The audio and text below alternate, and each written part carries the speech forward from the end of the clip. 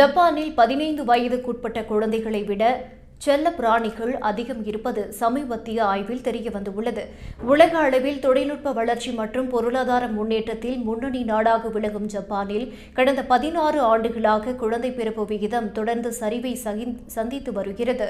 இந்த நிலையை அவசர நிலை எனவே பிரதமர் ஷிகேரு ஹிஷிபா கூறியிருந்தார். இந்நிலையில் தற்போது உள்ள தகவலின்படி ஜப்பானில் 15 வயதுக்குட்பட்ட குழந்தைகள் 14 லட்சம் பேர் மட்டுமே இருக்கின்றனர். ஆனால் அதே நேரத்தில் நாய், பூனை போன்ற செல்ல பிராணிகள் 16 லட்சம் உள்ளது. அதாவது அந்நாட்டில் பிள்ளைகள் எண்ணிக்கையை விட விலங்குகளே அதிகம் உள்ளது. கொரோனாவிற்கு பிந்தைய காலகட்டத்தில் தனிமையில் வாழும் முதியோர்கள் மற்றும் குடும்பங்கள் துணை மற்றும் ஆறுதல் தேடி செல்ல பிராணிகளை அதிகம் வளர்க்கின்றனர்.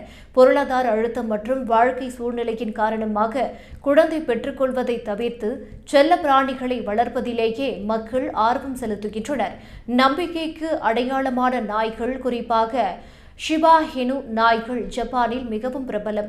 இவை குடும்ப உறுப்பினர்களாகவே கருதப்படுகின்றன. ஷிண்டோ மற்றும் மதம் வழியாக இயற்கையும் விலங்குகளும் இணைந்துள்ளதை இந்த சமூக மாற்றம் பிரதிபலிக்கிறது.